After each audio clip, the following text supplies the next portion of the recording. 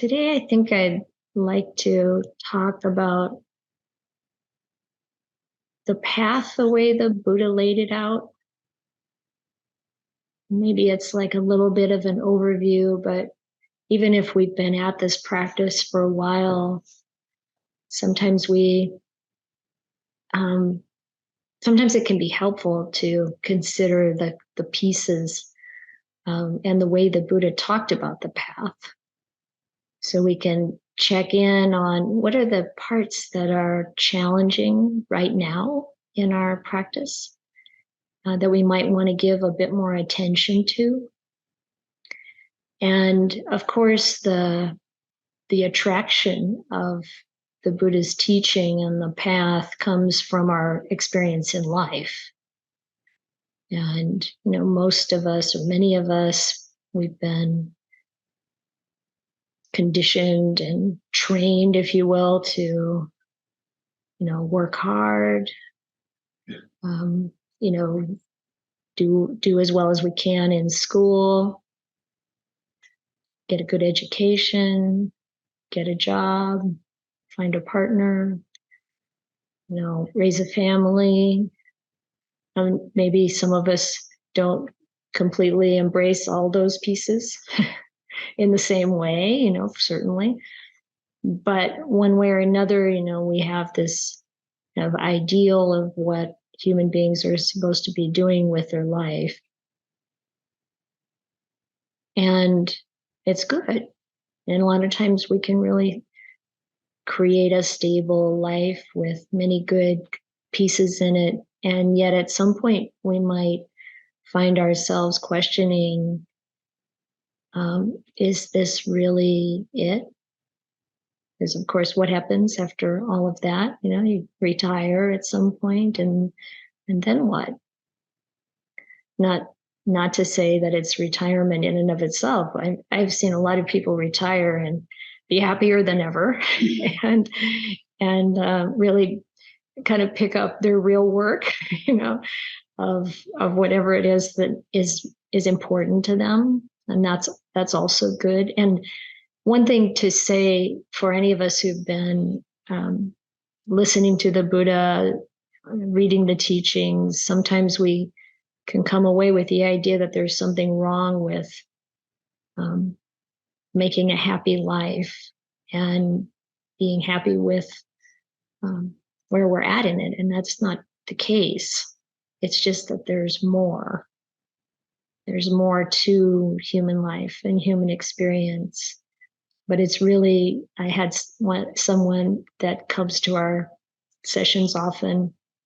She's not here today, but she's looking at the suttas for quite a while and said, but I actually have a very happy life. I have this nice place to live and, a good family and, almost feeling like there's something wrong with enjoying that. That's the message we can come away with sometimes. But that isn't the Buddha's point. He really emphasized being happy, being content, and enjoying our resources. He talked about the value of having sufficient financial basis to be able to make yourself happy, make your family happy, be generous, and take care of people, and that there's nothing wrong with that. But when he talked to people about what else is there, because like we're all pretty familiar with the phenomenon of midlife crisis, or if we are a bit prepared, maybe it's not a crisis, it's a midlife assessment. And we can, at any point in life, even at a young age, we can be thinking, well, is this really valuable? Does this last? Is this going to bring me happiness over time? What is it really like to have happiness that isn't dependent on life going the way I want it to go? I mean, the way we want it to go is no aging, no sickness, no death. And that's impossible. So what do we do? What do we do with those things? Every one of us, if we live long enough, is touched by those. And of course, all of us who've been around these teachings a long time know this well enough. But I almost said the devil's in the details. That's not quite it. The gems are in the details. And how do we find those? How do we find what really reaches beyond the world's idea of success? And so when we look at how the Buddha taught,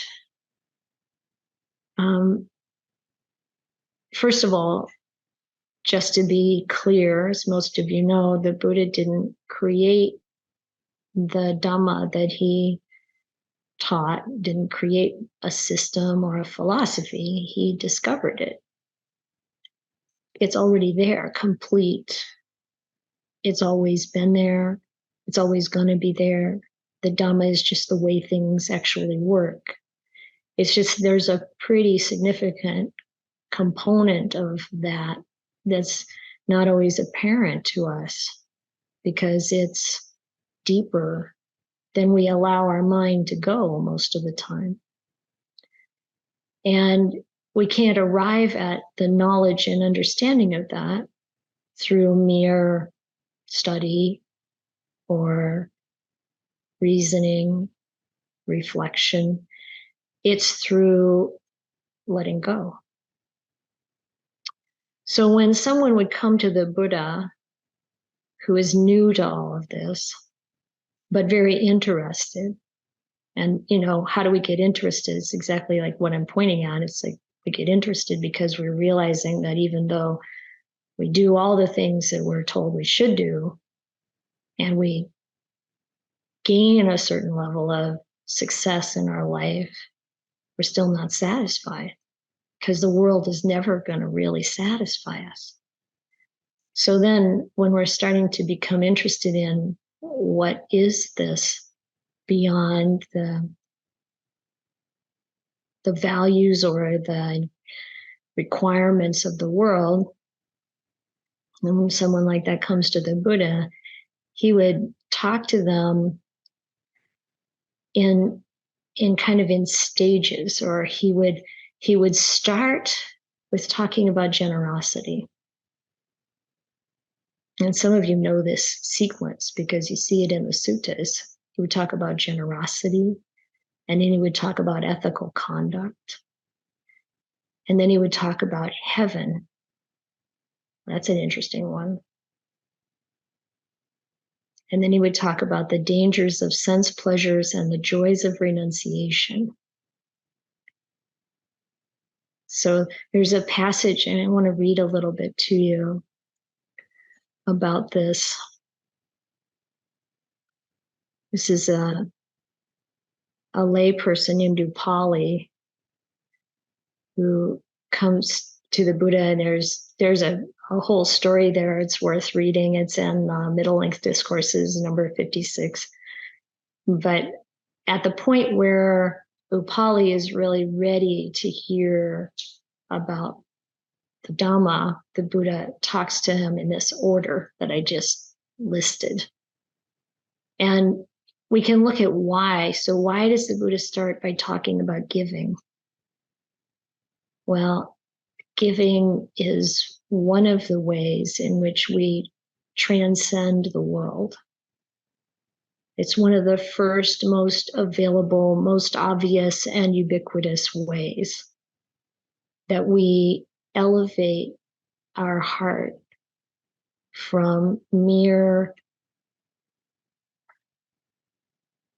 experience of joy or happiness through sensual pleasures, through what comes our way, what's going the way we want it to go, what's happening in the world, to something that's much more selfless. And it's a way that we can feel that spiritual energy and happiness that comes from something more elevated. more pure. Purity, in this sense, I'm using it as what comes from a mind that's not grasping, that's not selfish, that's not coming from the ego and me and mine. Because that when we give something to someone else and there's no strings attached at all, there's this pure feeling of happiness. But when we want something in return, it kind of ruins it. It's like there's this grasping there. It's not at all the same. It doesn't have the same beautiful result on our own mind and our heart. So when the Buddha is talking about giving, it's such a natural first step. And, we experience that in our life from the time we're small.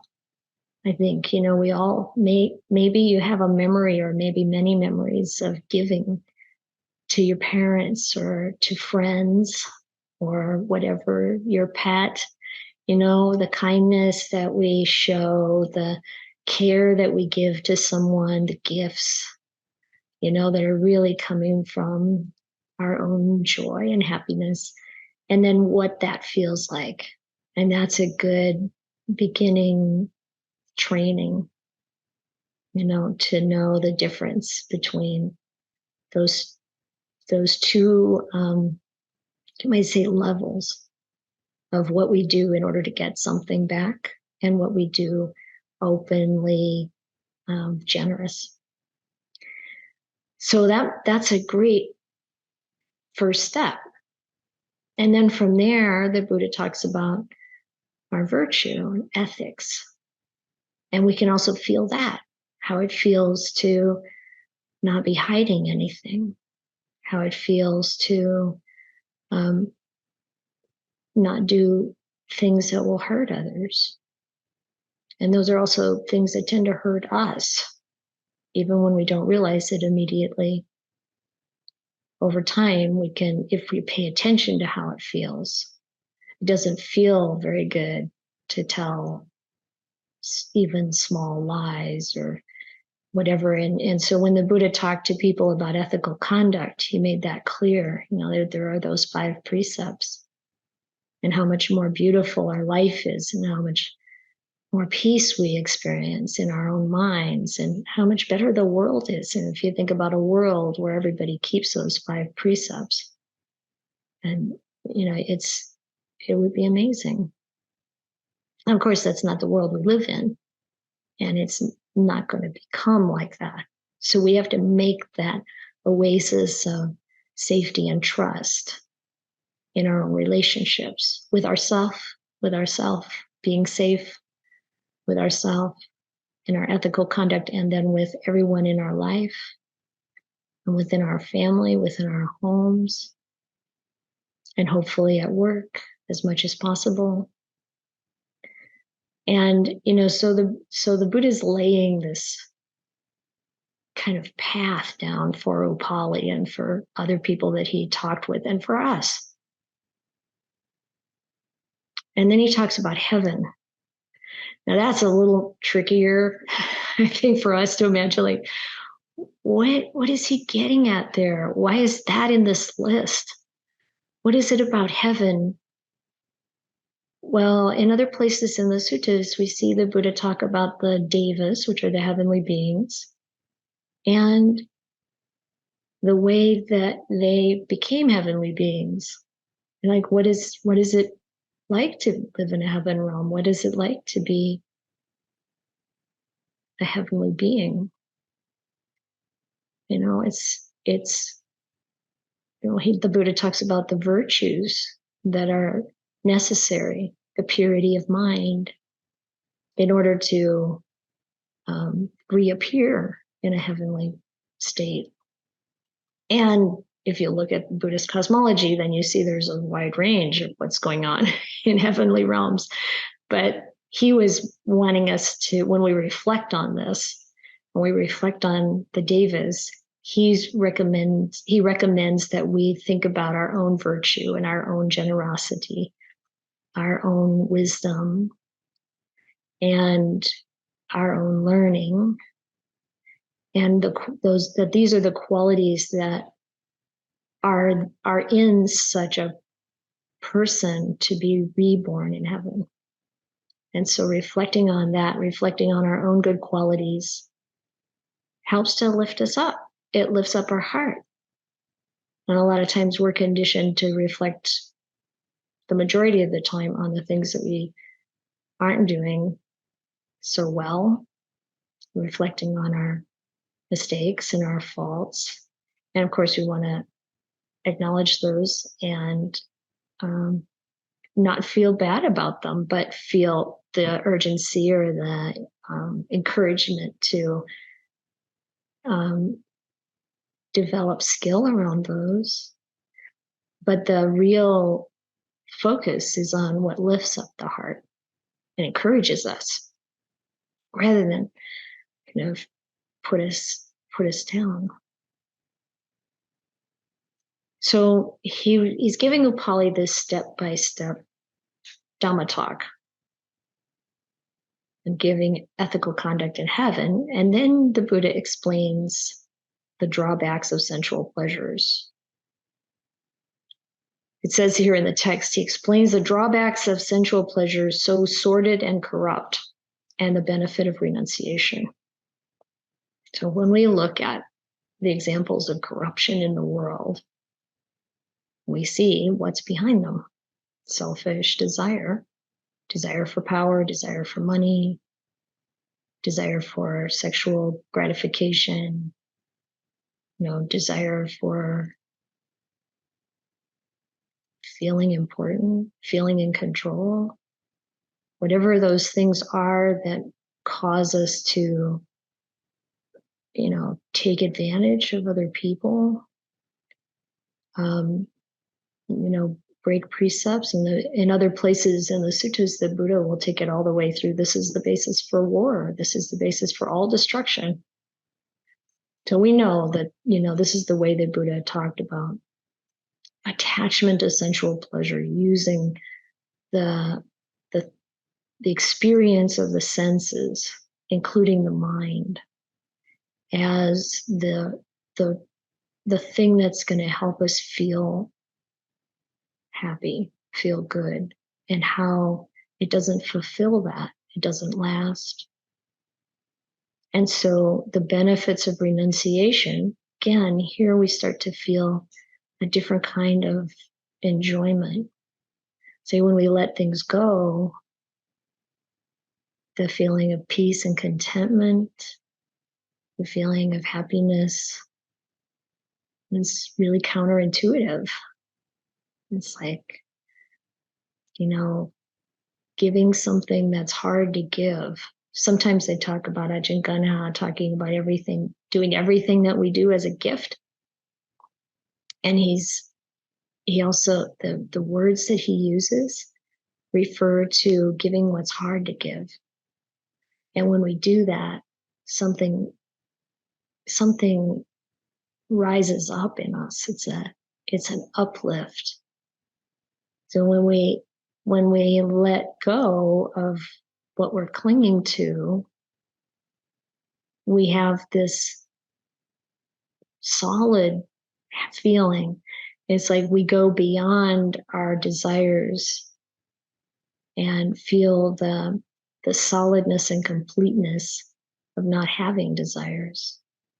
So, Ajahn Brahm will say it's not about the freedom to fulfill our desires, it's about the freedom of not having desires. And that can be a little hard for us to take in. We have to try it. We have to see what it's like. And then we start to get the idea of what it is that's so inspiring, uplifting, and nourishing about that. It really isn't the way we imagine it to be. Deprivation, a feeling of lack. It's quite the opposite. And it says, when Upali's mind was ready, pliable, rid of hindrances, elated and confident. So the Buddha is really firing him up here, making him feel, really tuned in. His mind is ready And then he explains the special teaching of the Buddhas, which is the Four Noble Truths about suffering, the origin, the cessation, and the path. And really seeing how the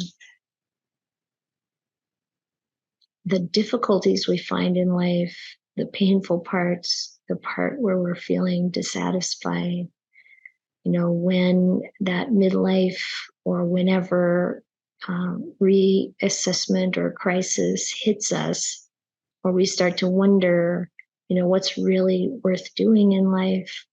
What is beyond this kind of just fulfilling the requirements of society? Then to see that it's actually our dissatisfaction that's going to point the way. How do I work with that? Where's the clinging? Where's the attachment? And if I can learn how to be with that here's this idea of a direct experience where the Buddha talks about this is how we know. This is how we know what's true. This is how we know what's actually real.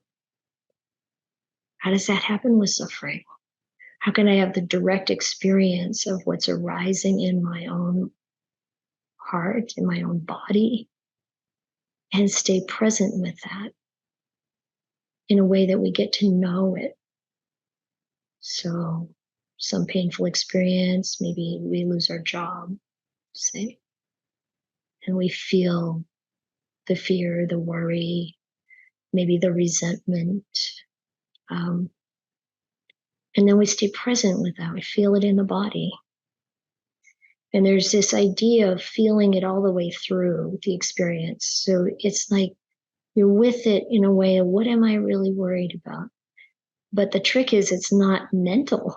It's not like all about reasoning and convincing ourselves and thinking about what the positive or whatever. It's also felt, the felt sense. The knowing of something that lies deeper in our being that tells us that yes, this happens in life and it's okay. This happens in life and there's something else that's coming. And it's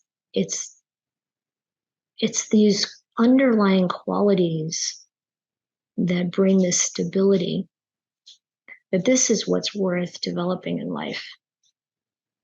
These qualities of wisdom and confidence based in virtue, based in that blameless living, based in generosity, based in the arising up of our own nobility.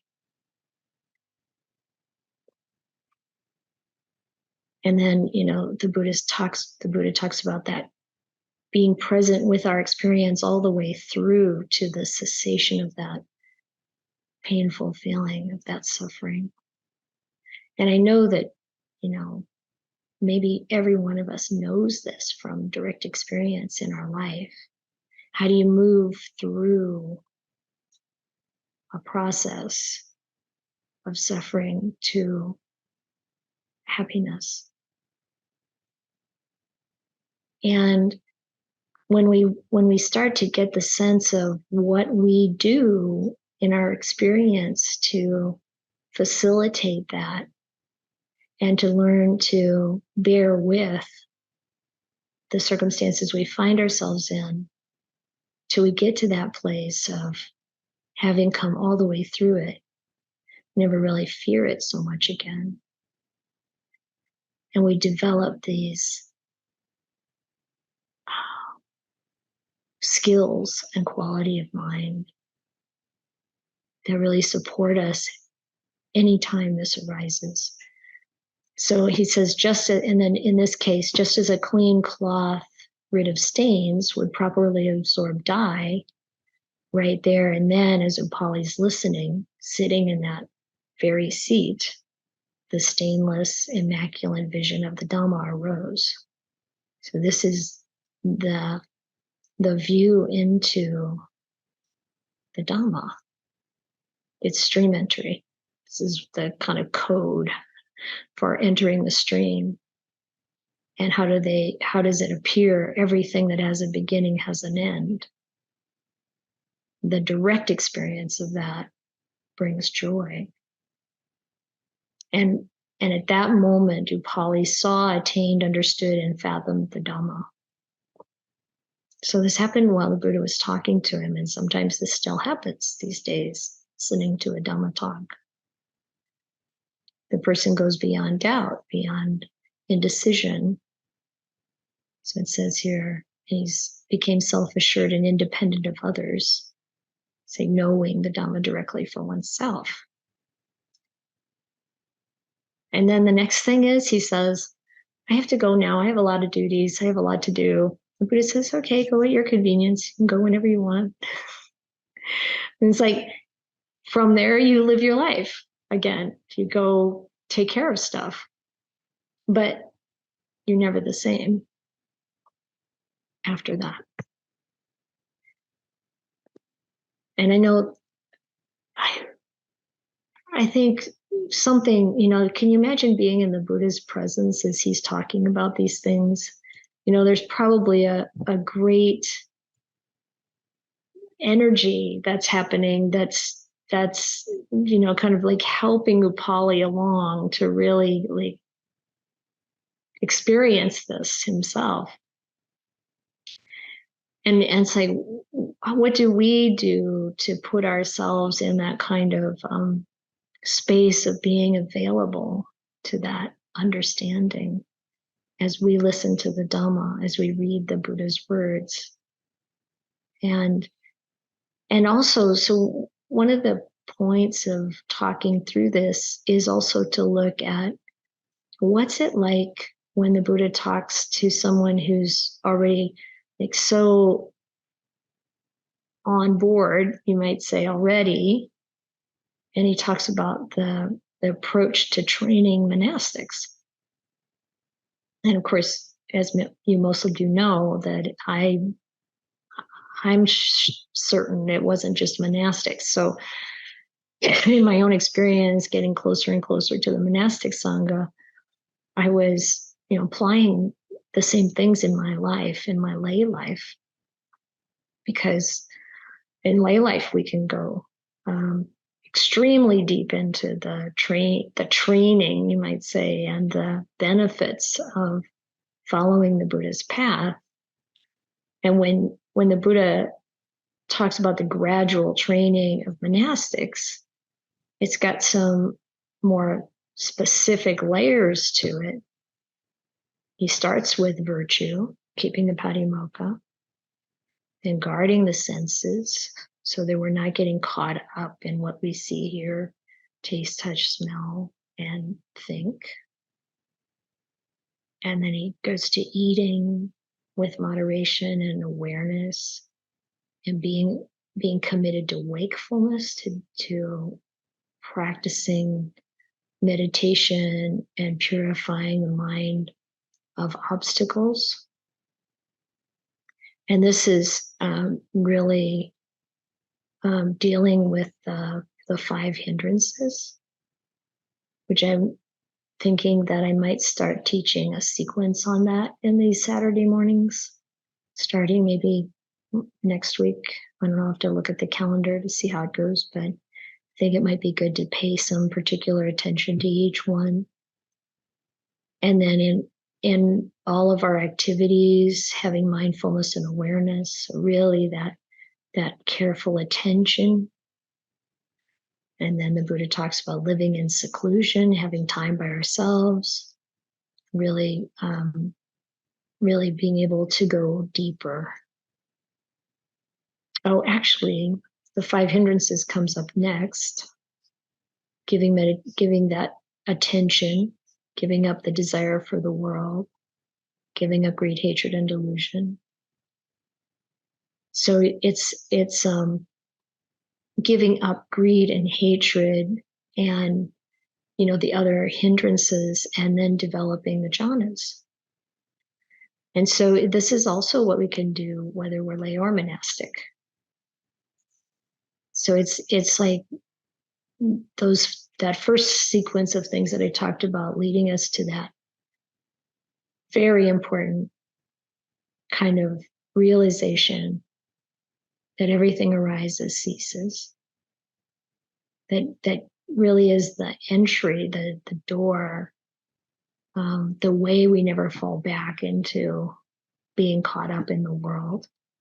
And then there's the sequence of like, what do I do to really purify the mind, to really relieve myself of suffering completely?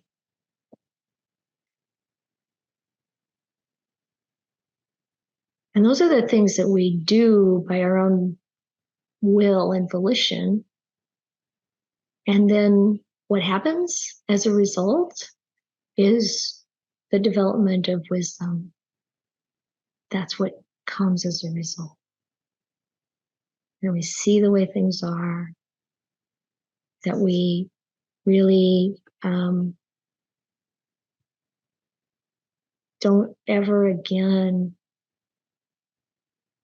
become a victim of the circumstances that life brings. So I think that's kind of what I wanted to say. I'm interested in any questions or comments, because usually it's the questions that bring out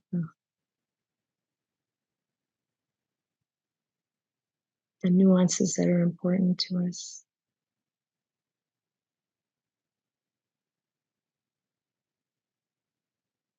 Any thoughts?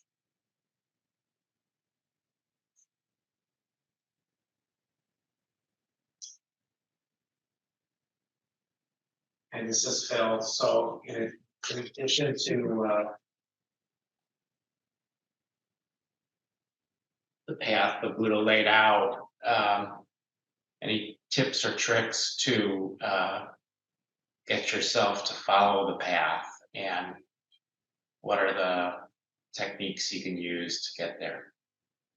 So you're thinking more in terms of like the motivation. What is it that's gonna like help me stay on the path? Well, yeah. What are Or the what else is gonna help us like want to embrace the path? right?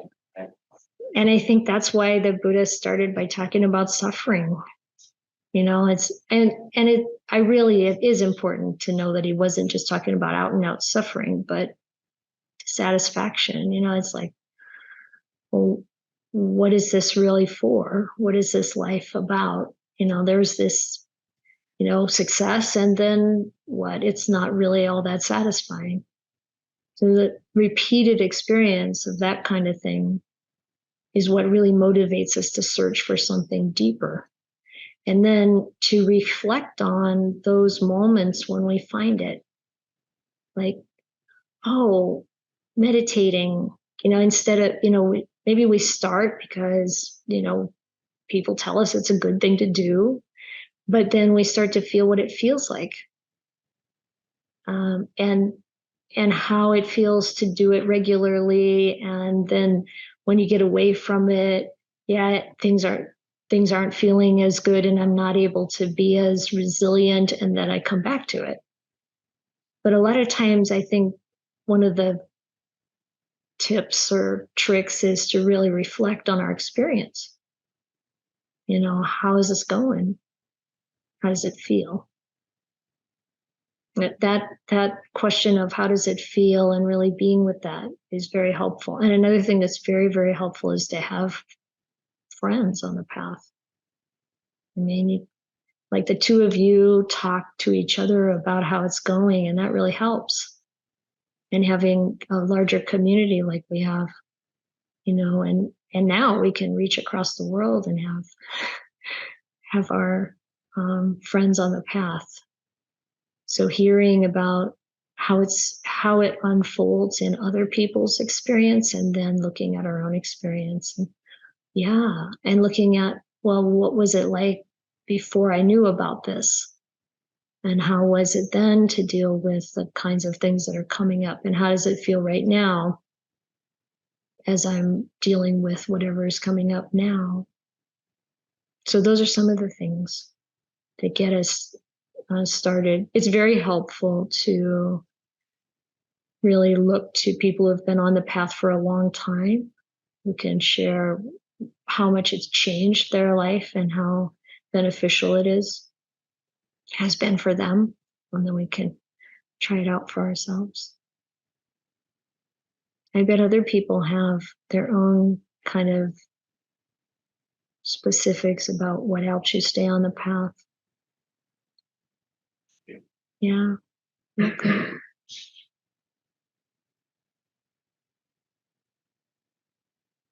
Did anybody hear anything new in this? And this is pretty standard fare. Sometimes something hits us. Yeah, what did you hear? I didn't know this sequence. Oh, Taught something. yeah. I don't know if you can hear Phil, but he didn't know the sequence. That's, yeah. Yes. Did you want to say something? Okay. Yes, Grace. It was really refreshing for me to hear that it's okay not to ordain. Because I'm reading the suttas and there's a lot of pressure to ordain. That's a very good point, Grace. I know the feeling. You start reading, especially the way it's written in the Theravada Pali version. I don't know, maybe it's the same in the. It's probably the same in the comparative suttas, but you just keep seeing all this. Like this is what he taught to the monastics, and this is what he taught to the monastics, and the truth is, he also had many lay disciples who were following the path and having incredible meditation and beautifully pure lives. And there are people that I know who, you just want to be around them because there's such lovely, qualities, and they're lay people. It's totally okay. It's like so much that we can do in our life, and be really good parents and be really good friends to each other and have a good relationship and good partner, and really join the collection of human beings that are so admirable and have the virtues and the beautiful qualities that are worth admiring. And we all have the ability to do that, to be that, not for any gratification from the world, but for our own joy and happiness. I do have a follow-up question. Okay. In one of the recent suttas I read, so like somewhere in the mid-70s of the Majjhima Nikaya, the Buddha says that no householder can be enlightened. But I remember like you and Ayya telling me that it's possible, like maybe really late in life, but you've told me that it's possible. Can you reconcile that for me? Yeah, I don't know where it says that exactly, but it might. So the approach in the Theravada tradition is that lay people can become non-returners, but if they realize Nibbana and become an arahant, then they're going to want to ordain immediately. Or if they're really close to death, they'll pass away. It's kind of like either or, You're not going to want to live lay life if you really kind of completely realize Nibbana. I think I can appreciate that we're really leaving the world behind at that point. But it's clear in the suttas that there were lay followers of the Buddha who were non-returners. And the Buddha also talked about, maybe at the time of death, you realize Nibbana and become an arahant.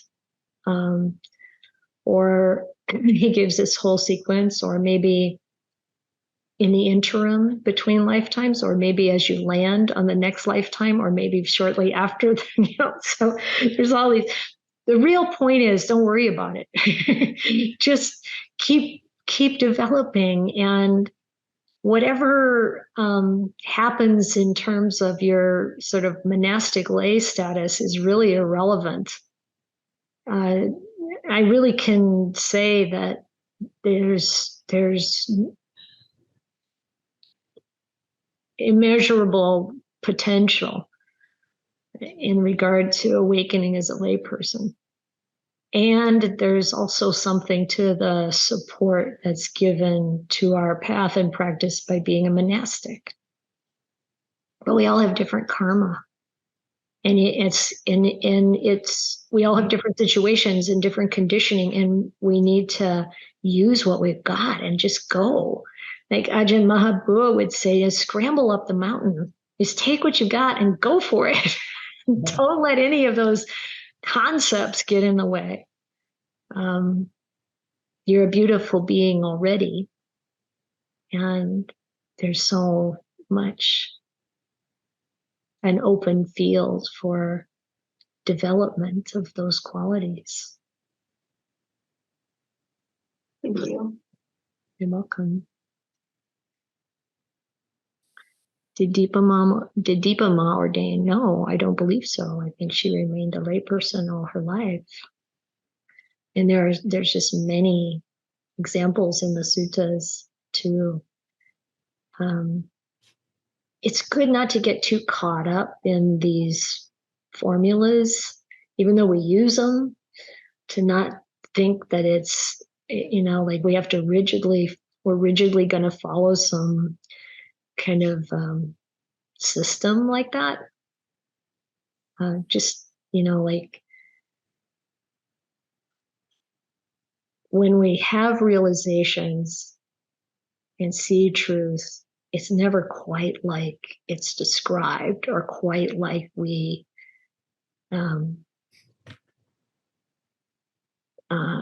conceive of it. So it's more important to encourage the enthusiasm and the confidence in yourself than to think, oh, what are the limitations? Don't worry about those. Yes, Patty? In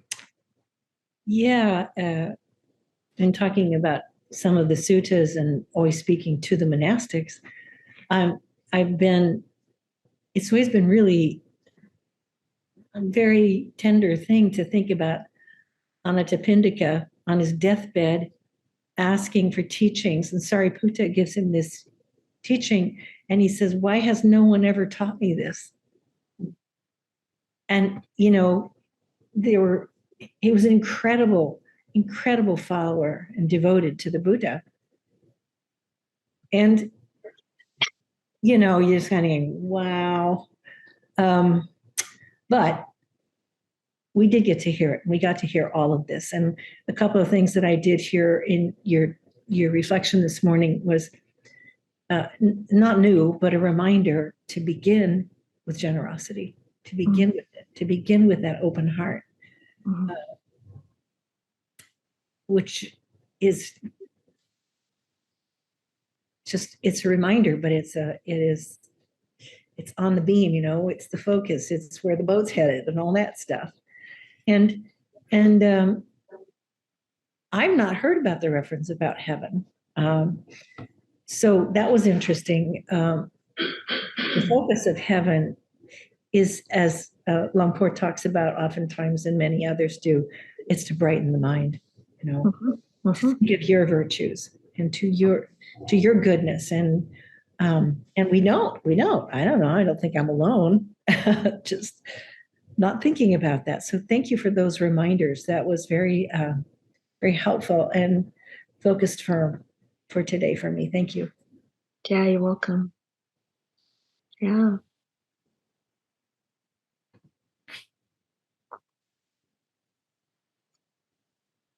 What did you start out with? There was something I was gonna add to that? Was Anathapindika? Oh, Anathapindika. It's very good that we clear that up, because if you read the suttas, not only does it act like it's only talking to monastics, it acts like it's only talking to male monastics. And that's obviously not really the reality, because you'll find in various places references to the Buddha having monks and nuns and laymen and laywomen and kings and their ministers and people who are, every class of society, and all of these people coming to him constantly. And so it's really important to recognize something that Paula actually brought up this morning from Ajahn Brahmali's teachings, where he talks about how when the Buddha was teaching these things, he knew that this was going to come down through the ages. He knew that there would be people like us listening and hearing this Dhamma. He knew that this was for everyone, and he intended it for everyone. And he said, I wouldn't be teaching this if you couldn't do it. He taught men and women. He taught lay people and monastics. And that's kind of how you could divide up the whole world and include everyone. Well, now we're questioning gender. He would be, yeah, whatever gender. That doesn't matter to the spiritual development.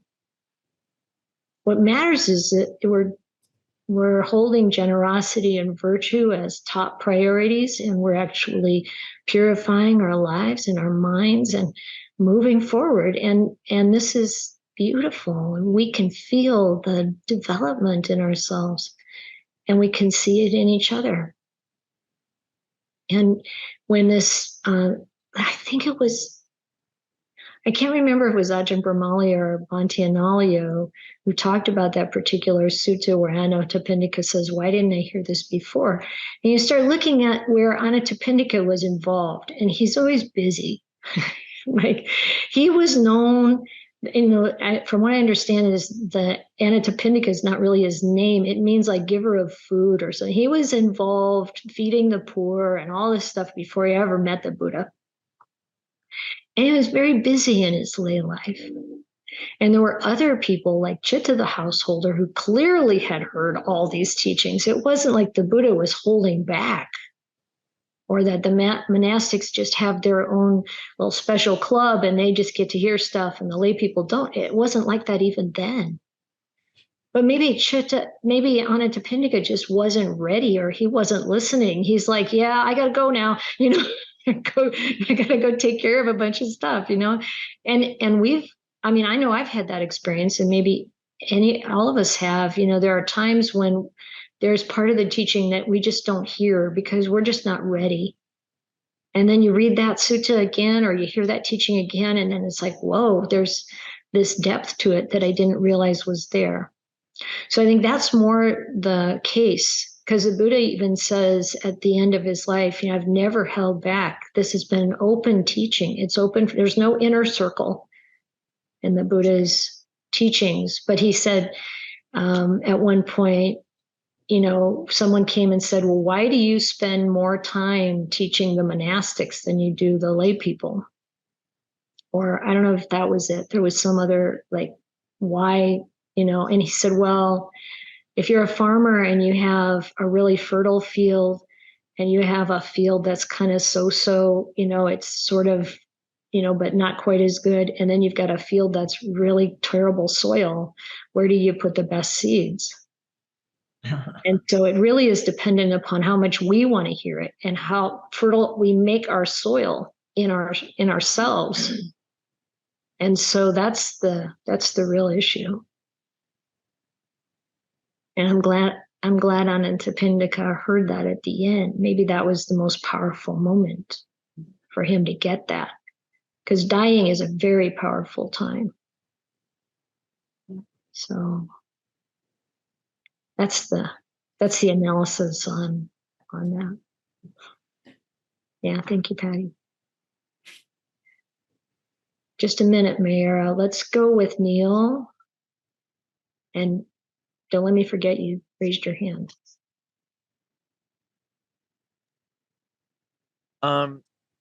Yeah, so the question I had, I wanted to go look at the sutta and make sure I had it right. But those progressive steps, Mhm. 3 of them seem to be about action, generosity, having generosity, non, what is it now? Household of progressive steps, giving virtue, working on your precepts, Mhm. and dealing with the dangers of sensual pleasure. Mhm. The one that's kind of abstract to me is heaven, and Yeah. and I'm just wondering, I mean, is it just, I mean, Patty mentioned it a little bit, is it just Mhm. the idea of thinking about heaven? I mean, it feels like there's not there isn't really a practice involved in that, and I wonder if you could speak a little more about heaven in this Yes, I think context. you've hit on something important, because the Buddha, I think, was talking about it as a practice. And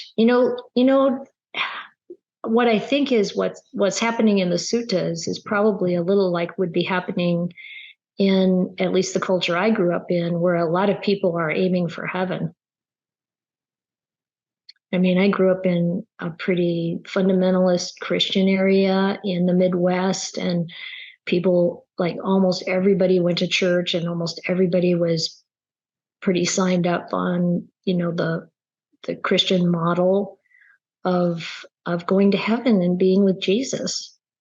And from the Buddha's perspective, or the way he talks about things, I think that's probably what's going to happen to most of those people that I grew up around. If they're good, if they're virtuous, that's probably exactly what's going to occur.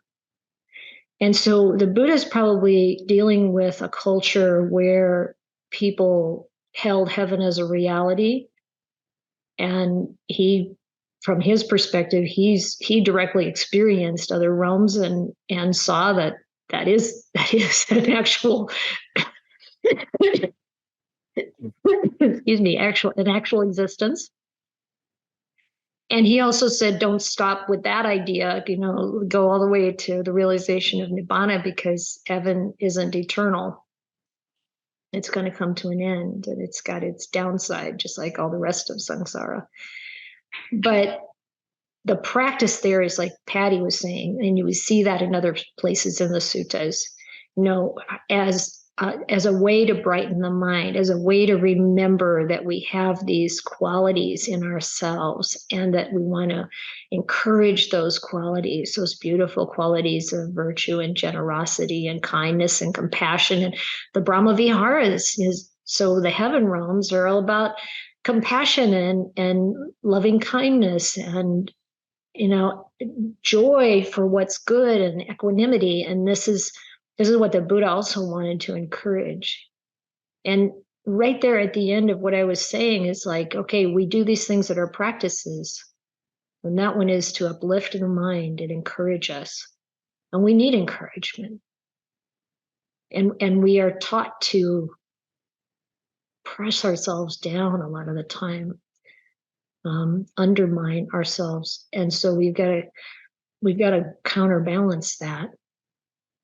And right at the end, when I was saying, okay, those are the things we do for practices, and then there are the results that we can't control, that we can't make happen. We can't make insight happen. It's not like Upali could sit there and say, oh, I'm going to enter the stream now. That's on my agenda for today. That just doesn't work. So all of the practices are putting in the conditions, and then the results. What are the results? Insight, wisdom, kindness, compassion, equanimity. We can in a way kind of practice for that, but the real fulfillment of that comes by the natural process of awakening. Yeah, I think when you were first talking about it and you were talking about heaven, that thought did come to my mind that it has something to do with the Brahma Viharas. And so thank you for reminding me of that, because that feels like the practical side of what he's talking about there. Thank you. Yeah. Yeah. Thanks for the question, Neil. Okay, Ling. Thank you, Ayya. I might have some silly questions. So the first one, the generosity, I really resonate, open heart, giving and uplifting, love it. And for my question, I have two questions. For cultivate virtue, I was wondering first, does practice meditation is cultivate virtue? And if it is, and then one of the 5 precepts, the third one is no lies. It's these years I've want to cultivate deep listening, but I've been thinking, how do I cultivate? Okay, not lie. I can refrain myself, but sometimes I find myself cannot listen deeply. I was thinking, how can I become deep listening? And I just have those questions today in my head. And if my son started to talk to the things to me, I always want to, Adam, can I just slow down? And I find that in tendency, but when you talk about virtue, I say, how can I incorporate in my daily life? How do I cultivate? I do enjoy meditation. Does that help? Sorry, it's silly. It's a modeling. No, it's okay, Ling. It is good for us to tease that apart a little bit. So the practice of virtue helps support our meditation, because when we have things that we've done that we feel bad about, or we've harmed someone, that's going to have a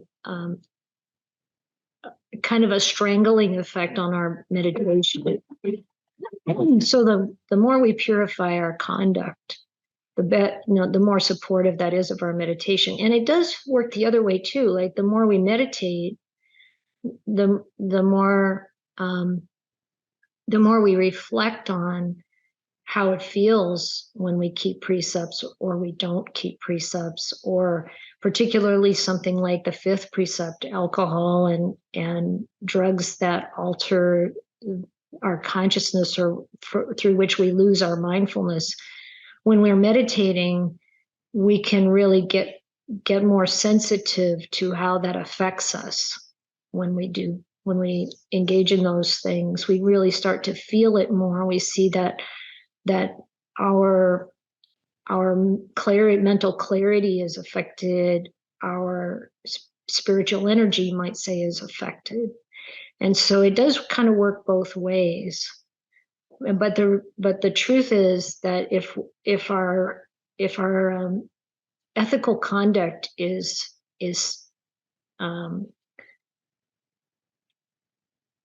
kind of soiled, it really keeps us from being able to go very deep in meditation.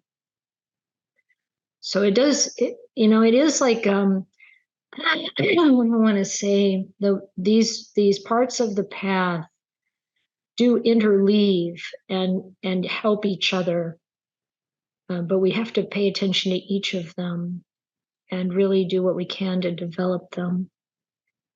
And in terms of listening, if we slow ourselves down, excuse me, if we slow ourselves down and we really, I find that when my son would be talking to me, and he's a real talker, it can go on for a while. If I pay attention to my breath, and I'm really noticing my in-breath and out-breath, and I'm listening, really focused, there's like a meditation kind of effect that's happening in me as I'm listening. and I'm not thinking about what I'm going to say to him or any of that or anything else, then that really helps us to become a deeper listener. And if he goes on for 20 minutes and then comes to an end, then I feel like I've been meditating. And I have, really.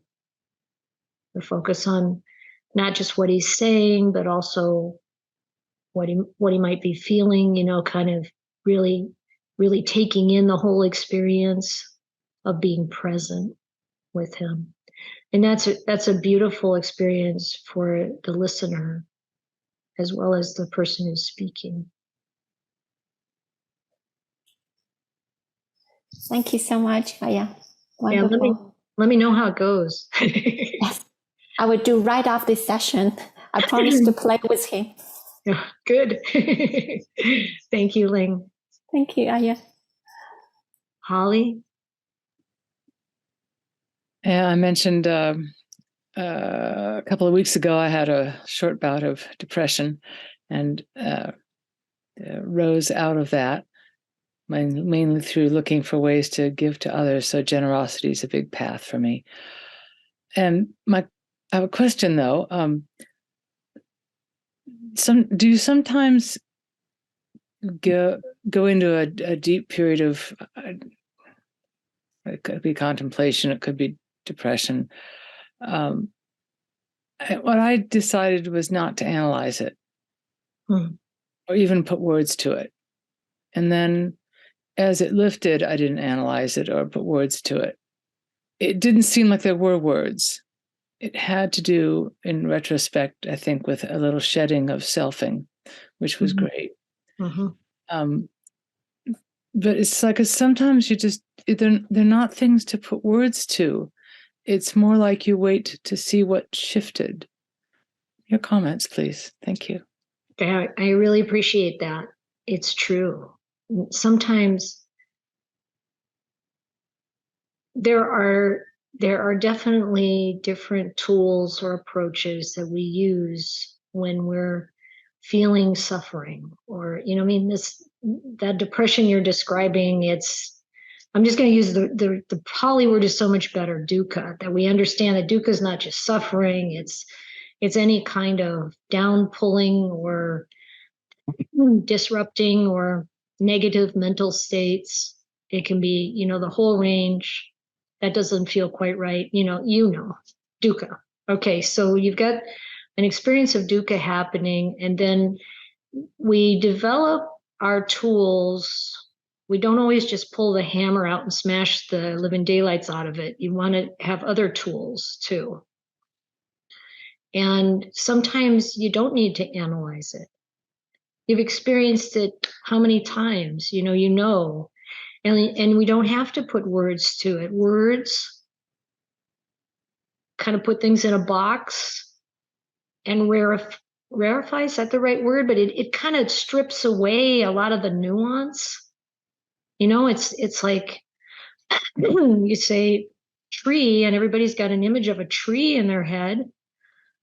Maybe it's like like what a six-year-old would draw. I don't know. But if you look at a tree, it's a totally different experience. If you really pay attention, there's no tree that's the same as another one.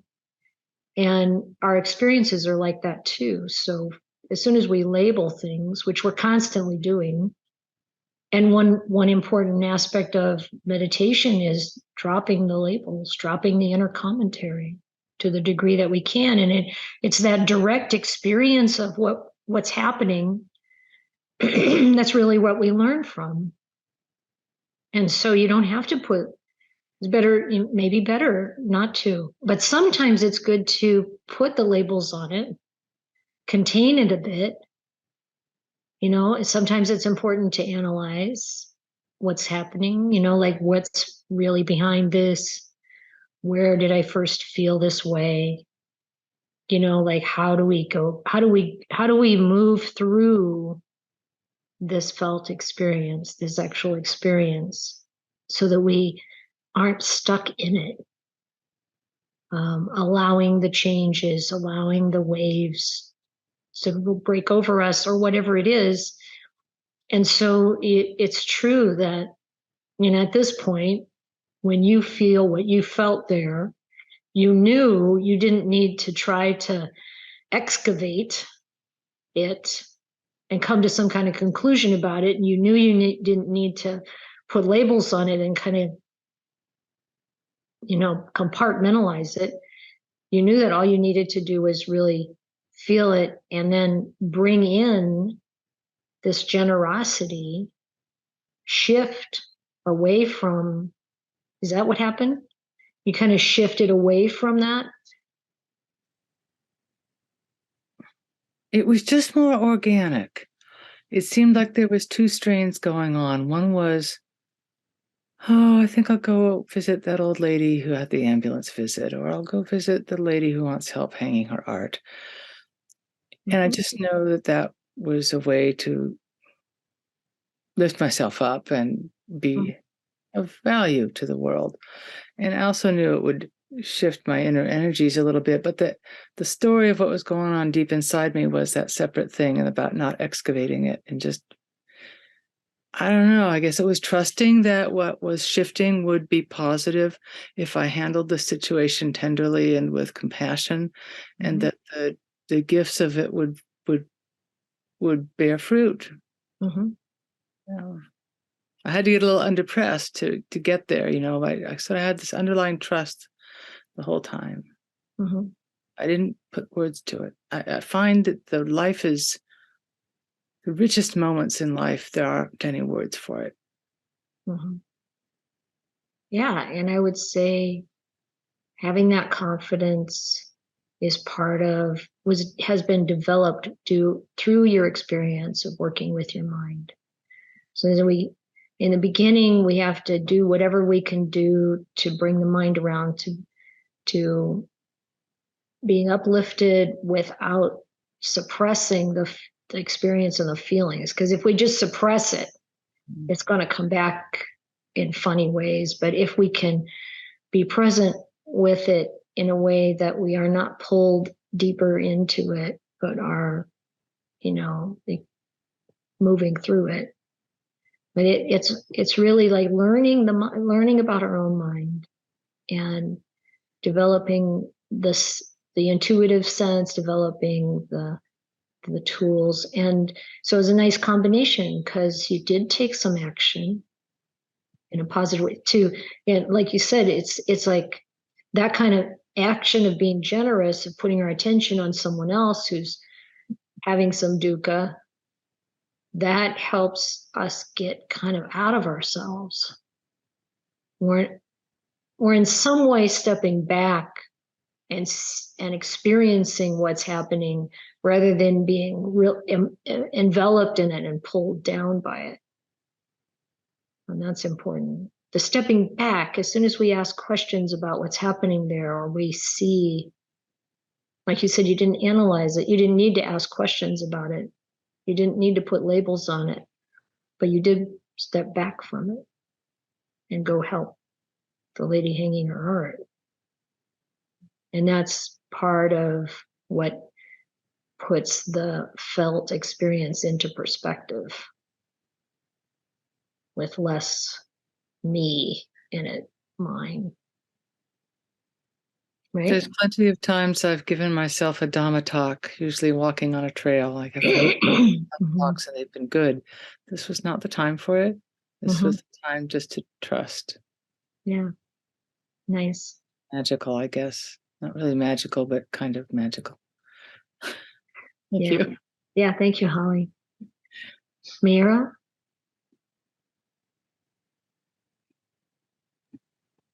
Thanks. I'm just aware of the time. I was just left curious about what was the teaching giving to Anathapindika. I don't think I know the teaching. But there may not be time for that. I just want to acknowledge that as well. I think it was about, okay, you might have to help me with this, Patty, but I think it was about not attaching to the senses and the Is that right? Was it the sense bases, Patty? I think it was. Yeah, that it was a huge teaching. It was like, Yeah. Sariputta gave him the whole thing. But it was about probably the senses and the sense objects. Is that sense bases, sense objects, sense consciousness, feeling, that whole It's huge. yeah, conglomeration. Yeah. Do you remember the sutta reference? Is it in the no? Mayor, do you have Bhante Analayo's Mindfully Facing Disease and Death? It's in there. Okay. It's in there, and you can read it. And Okay. and it was a comprehensive teaching, but you'll see it in different places in the suttas. Majjhima Nikaya 143. Okay. Thank you. Yeah. All right. Hey, thanks. Yeah. Yeah, the Buddha gives different teachings like when people are kind of on their deathbed, you'll see different teachings, but it all comes down to the same thing, the letting go of this false idea of self, of identity, and letting go of clinging to that which is going to fall apart. Yeah. Thank you. Yeah, you're welcome. Thank you. Well, thank you all. It's been lovely to do this from this lovely home in Milwaukee with these lovely people around. And yeah, so I hope you all have a good week.